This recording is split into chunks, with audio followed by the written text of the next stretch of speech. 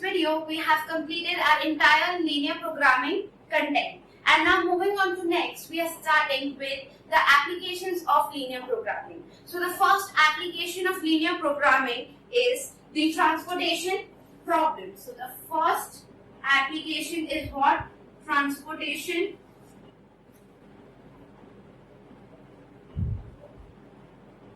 model. So this is a first application of the linear programming, that is the transportation model. Now what is the transportation model and what is the purpose of studying this transportation model?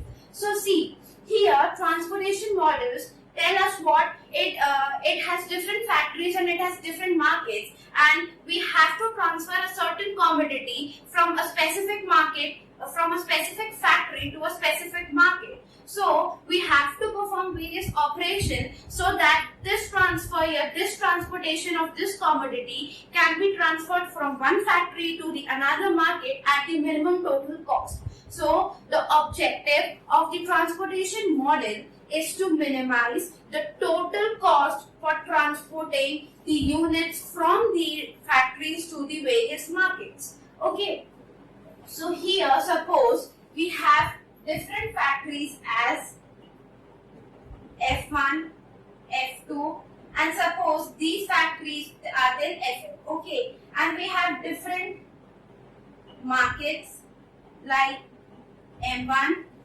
M2, M3, and so on till N.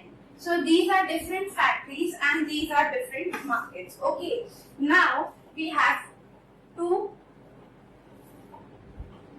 transfer the commodities from factory F1 to Fn1. Suppose the unit cost to transfer the material from factory F1 to market F1 is what? C11. So this Cij is the general term which represents what? It represents the unit cost to transfer the material from the ith factory to the jth market. Okay, so this is what? The cost of one unit. Okay, so suppose C11 is what? It is the cost to transfer the product from F1 market to F1 factory to M1 market. Similarly, C12 will be the unit cost, C13, and it is still C1n. Okay, then we have this as C21, C22, C23, and so on till C2n. Similarly, here we have Cn1, Cn2, Cn3, and here it will be Cmn. Okay, so this is what in the form, this will be our what? Matrix. So this will be our matrix. Here the rows is, total number of rows will be n, and here the total number of columns is what? N. Okay, is this clear? So here we have these sets as factories, we have this as market. Okay, so the unit cost to transfer, suppose, a material from factory 2 to market 3 is what? C23. It is the unit cost. Okay, now we have certain availabilities. Now see, this is an application of what? Linear programming. So we will have some constraints present here also. Now suppose that we have the availability of these factories. So let the supply by each factory be B1, B2, and this will be till Bm. Okay, now see, we have this supply as B1. Now suppose the supply, maximum supply that factory 1 can provide is what? B1. Maximum supply that factory 2 can provide is B2, and similarly the maximum supply that factory Fn will supply will be what? Bn. Now we have the demand also of each market. So we have demand for each market. Suppose these demands are what? It is equal to D1, D2, D3, and so on up till Dn. So these will be what? These will be demand. So the demand of market N1 will be what? D1. Okay, demand of market N2 will be D2, and demand of market 3 will be D3. Okay. So here this transportation model will be similarly like linear programming. How? Okay. So see, here also we have an objective function where we have to minimize our total cost for providing the certain commodities at different markets from different factories. So this will be our objective. Now this following table is similar to a linear programming, and we have an objective function here also, that is to minimize z, which is equal to what? Summation of I. This is what I will represent what? The rows. So summation of I will be from 1 to we have rows till m, and summation of j, which represents the column, from 1 to n, which is equal to what? Cij into xij. So here what is Cij? जो Cij होता है, that represents the what? Unit cost of commodity from ith factory to jth market. Okay, and here xij is what? It is what? The number of commodity transfer. Okay, so this is what? The total number of commodity that we have transferred. So the total cost will be then, in this case we have to minimize, which is what? Cij into xij ka summation. Okay, so this is very clear. So we have an objective function in the same case that we have in the linear programming question. Now the main question arises that in that case we have simplex method, we have graphical method to solve the question. Now how can we solve this transportation model over here? So the first step in the transportation algorithm is what? Balancing. Now we have done the balancing in the previous questions that we have did. See, in the simplex method we have done the balancing by either adding the slack variable or subtracting the surplus variable. So in this case also we have did the balancing. Similarly, we have to do the balancing in the transportation model also, because here also we have given a certain set of constraints. So now, if a summation of supply is equal to what? The summation of demand, then we say that a question is of balance type, and then we can move on to the next step to solve the question. But if this condition is not satisfied, then we have to balance the question. Now how we will balance the question? Now suppose if our supply is greater than our demand, okay, अगर अपनी supply ज्यादा है, ठीक है, तो अपनी demand से ज्यादा है, तो here we will add a dummy column. Add a dummy column. Now what is this dummy column?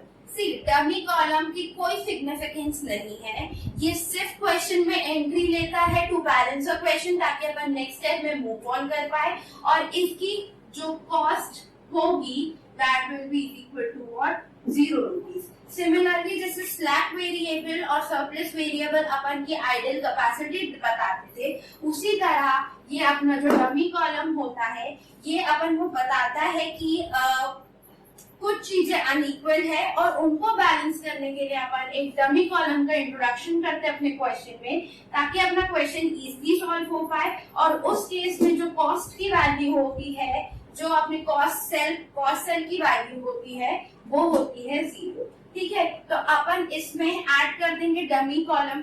Okay, और इस डमी कॉलम की जो नेट डिमांड होगी वो हो जाएगी what?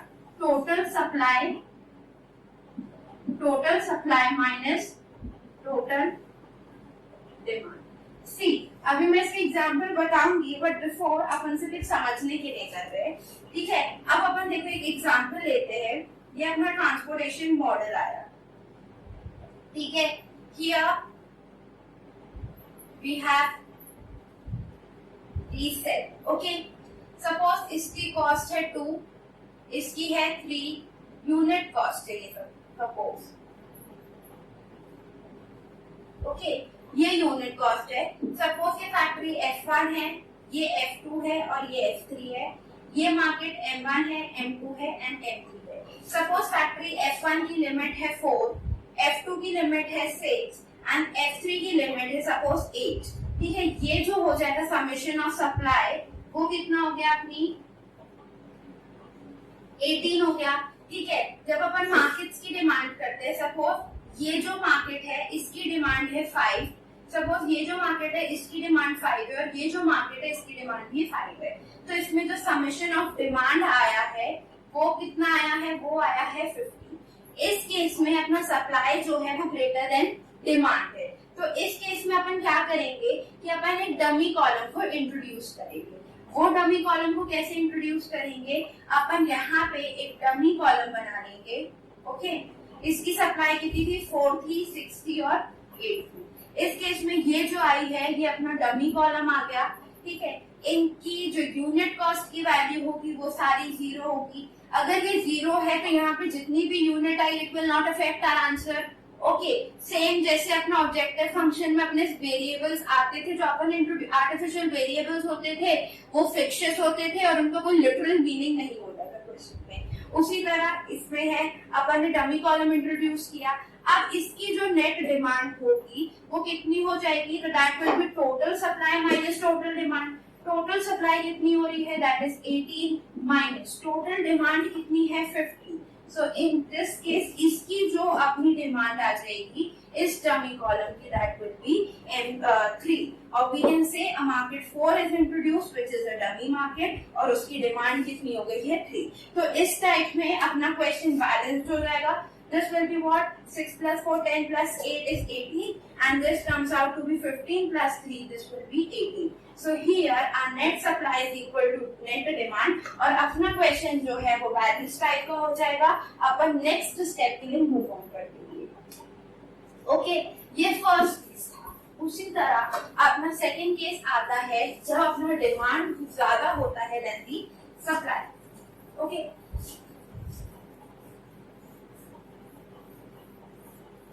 so moving on to the second part, okay, where our demand is greater than the supply. Here जो अपनी डिमांड होगी वो ज्यादा होगी। अगर अपनी डिमांड ज्यादा होती है तो इस केस में we'll add a dummy row in the question. Here we will add a dummy row, ठीक है, and net supply of this dummy row will be equal to what? It will be equal to total demand minus total supply. Now we'll consider another example for this. Suppose here we have again 3 factories and 3 markets. Okay, this is M1. Sorry, this is factory F1. We have factory F2 and we have factory F3. And we have market M1, M2 and M3. Okay, now suppose we have the unit cost of these cost cells as 2, 9, 8, 7, 6, 5, 1, 4 and 3, suppose. Okay, now we will see the supply as well as demand. Okay, now the supply of this factory is what, 2. Supply of this factory is 3 and this is 5. So the next summation of the supply is what? It is equal to what? 2 plus 3 is 5 plus 5 is 10. Okay. Now we'll have the demand. Okay. Now the market of demand is suppose 5. This is 5 and this is again 5. Now we have this demand by summation will be equal to what? 15. Now here in this case our net demand is greater than our supply. So we'll here add a dummy row. To add a dummy row, we have to add this dummy row over here whose unit cost will be equal to 0. Okay, this is 5, 5 and 5.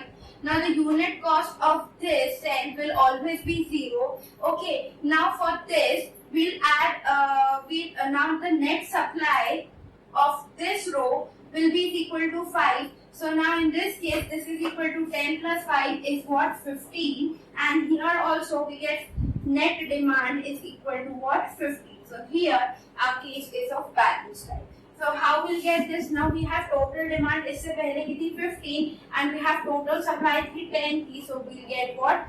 5. So here the net supply होगा इस dummy column की, इस dummy row की, that will be equal to 5 units. Okay, so इस type से अपन अपने question को balance type बना सकते हैं. Okay, now moving on to next part for this is what is the second step for this type of question. So after balancing, अब अपना next step क्या होता है? So the next step is to find the basic feasible solution.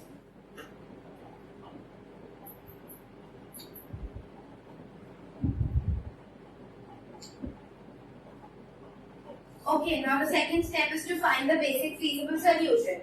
Now suppose we have a matrix of m cross n, ठीक है? And if total number of allocations अगर exactly equal हुए m plus n minus 1 के बराबर, तो we say कि जो given set of अपन को allocations हुए या given set of अपन को जो answer आएगा, that will be our basic feasible solution. Now, what does total number of allocations means? See, allocations का मतलब क्या होता है कि वहां पे कितनी यूनिट स्टोर कर दी गई है कि इस फैक्ट्री से इस मार्केट तक इतनी यूनिट्स जाएगी, उसको अपन बोलते हैं allocations. तो सपोज अगर अपना कोई मैट्रिक्स है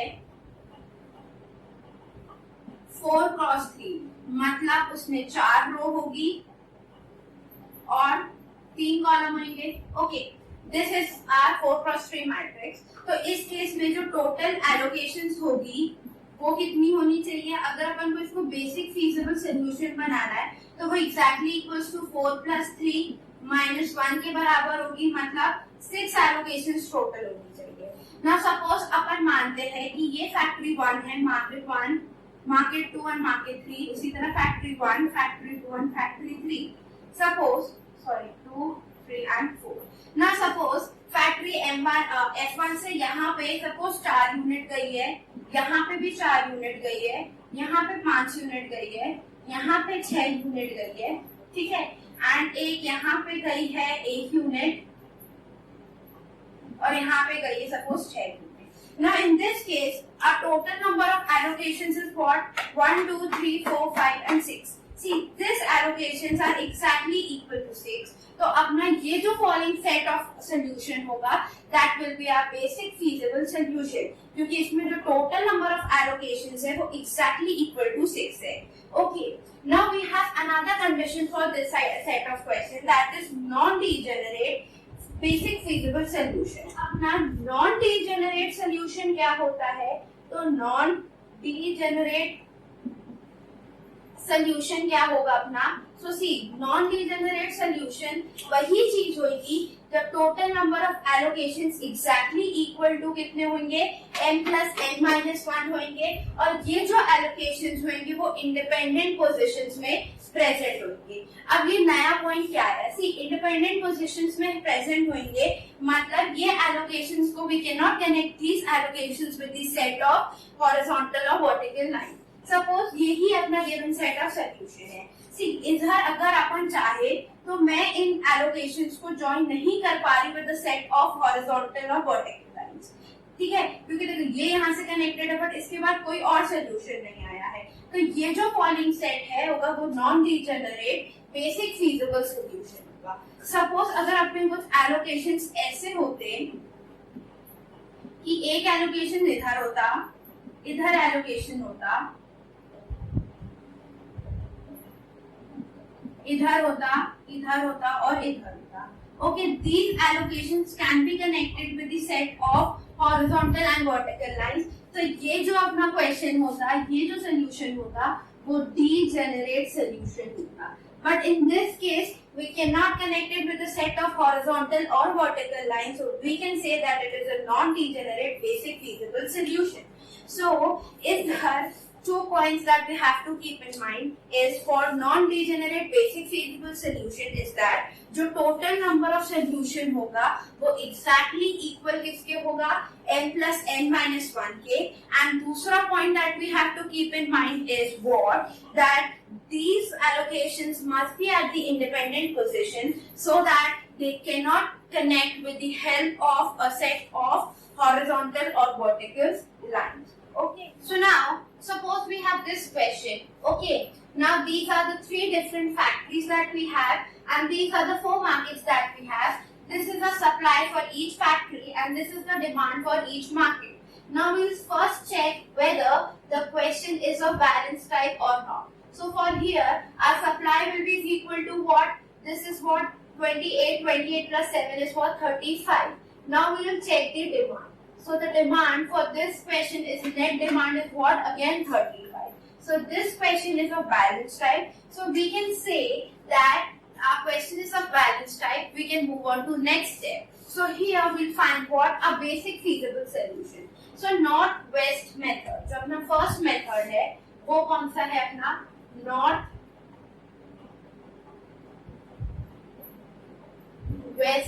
method. देखो इस method में we will always start from the left top corner. अपना left top corner is this. ठीक है? We will always start with this cost set. Okay.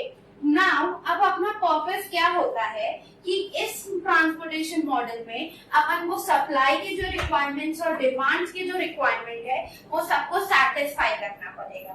मतलब इस पूरे कॉलम में अपनी जो नेट डिमांड होगी वो 5 को ज्यादा एक्सीड नहीं कर सकती. ये अपनी कंडीशन है, तो ये अपने कंस्ट्रेंट है, उनको दिमाग में ध्यान रखते हुए अपन को क्वेश्चन सॉल्व करना है. तो सबसे पहले अपन गए टॉप लेफ्ट कॉर्नर. ठीक है, अपना ये कॉस्ट सेल आया 20 जिसकी एक यूनिट की ट्रांसफर की कॉस्ट है 20. अभी अपन उस पर ध्यान देंगे. अपन देखेंगे कि इस पर्टिकुलर जो कॉस्ट सेल है उसकी नेट डिमांड कितनी है 5 और इसकी नेट सप्लाई कितनी है 7. इन दोनों में से जो मिनिमम क्वांटिटी होगी वो यहाँ पे अपन सप्लाई करेंगे. So that will be what 5. Okay, ये 5 यूनिट्स अपन ने सप्लाई करेंगे. अपन 7 क्यों नहीं किए?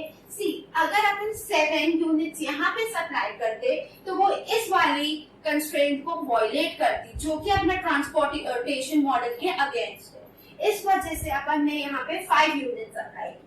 जब इस जगह पे 5 यूनिट सप्लाई की तो इस पूरे पर्टिकुलर कॉलम की डिमांड सेटिस्फाई हो गई.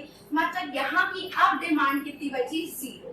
पर इस रो की अगर अपन बात करेंगे, जब यहाँ पे 5 यूनिट्स सप्लाई हो गई है तो अभी भी इसके पास तो 2 यूनिट्स और बची है आगे सप्लाई होने के लिए. सो इधर अपनी अभी 2 यूनिट्स अभी लेफ्ट आउट रह गई है. अब जो नेक्स्ट स्टेप होता है इसमें नॉर्थ वेस्ट कॉलम में कि अपन या तो साइडवेज मूव करते हैं या डाउनवर्ड्स मूव करते हैं जैसे ही अपनी रिक्वायरमेंट होगी. सी, अगर अपन यहाँ पे डाउनवर्ड्स मूव नहीं कर सकते, क्यों? क्योंकि यहाँ की तो डिमांड ऑलरेडी 0 हो चुकी है. अगर मैंने यहाँ पे कुछ भी सप्लाई करा तो मेरी इस डिमांड को वो वायलेट कर देगा. इस वजह से मैं साइडवर्ड्स मूव कर दूंगी. अब मैं अगर साइडवर्ड्स मूव की हूँ तो मेरे को पता है कि इस पर्टिकुलर कॉलम की डिमांड 8 बची है, बट इस पर्टिकुलर रो की डिमांड अभी भी 2 बची है.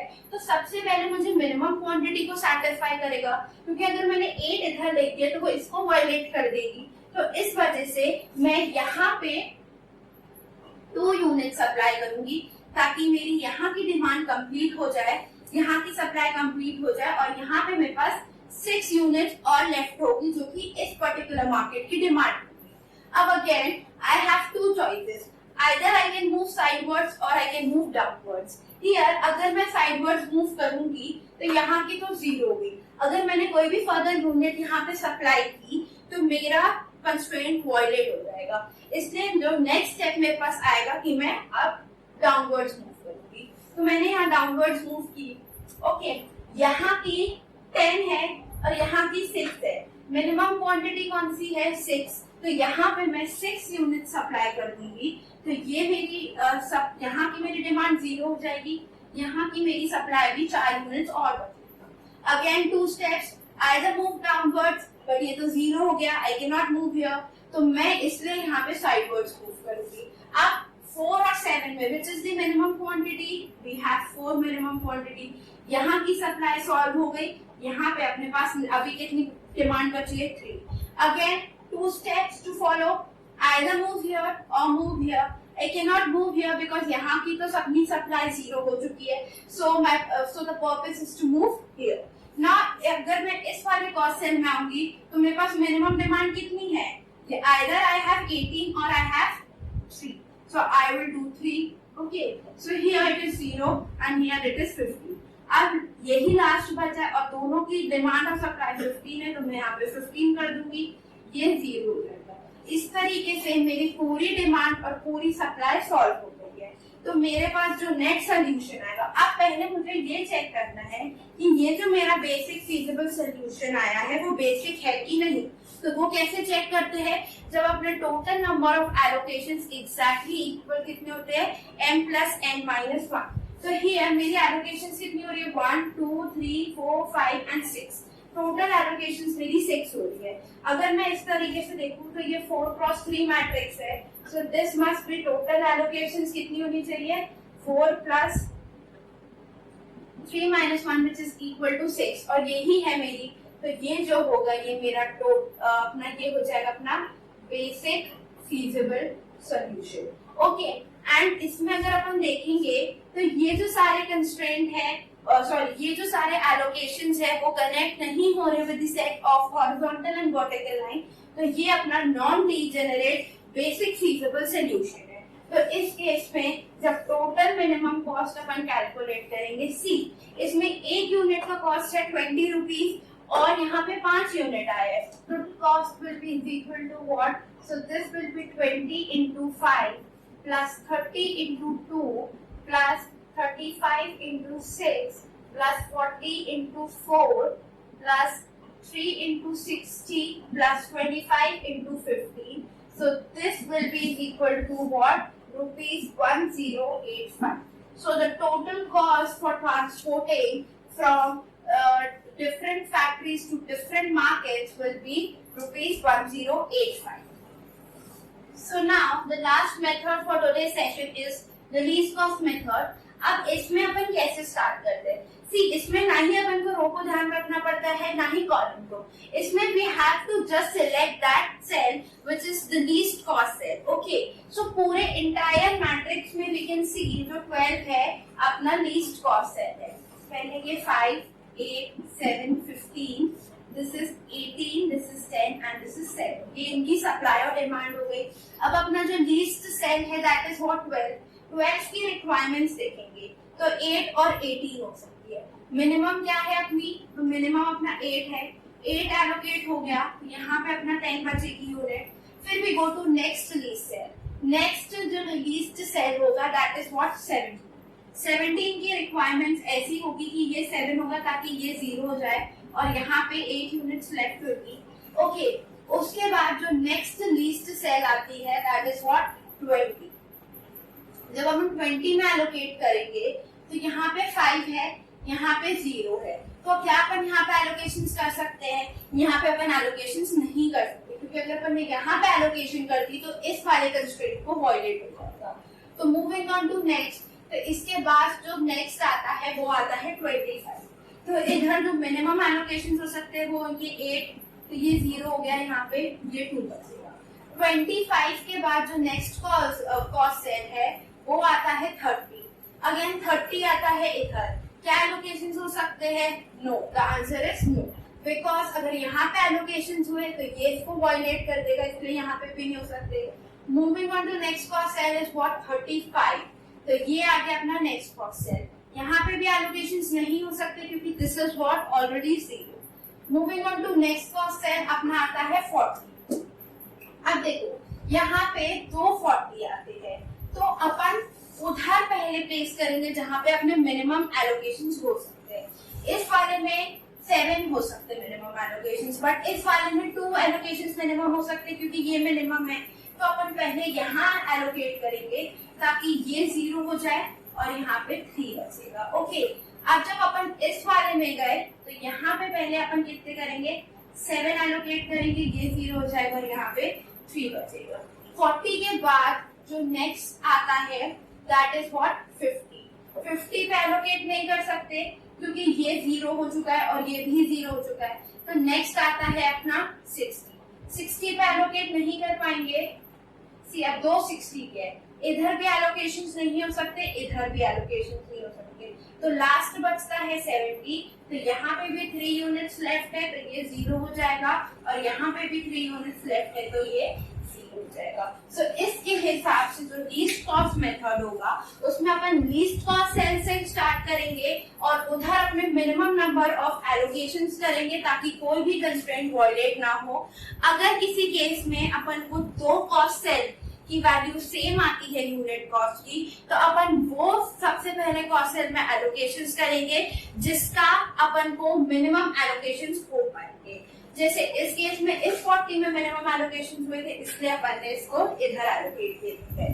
तो फिर इसके लिए जब अपन मिनिमम कॉस्ट निकालेंगे so this will be equal to what, this will be देखो 17 into 7 plus 70 into 3 plus 40 into 7 plus 40 into 2 plus 12 into 8 plus 25 into 8. See, we have this cost, this total cost, and this cost comes out to be rupees 985.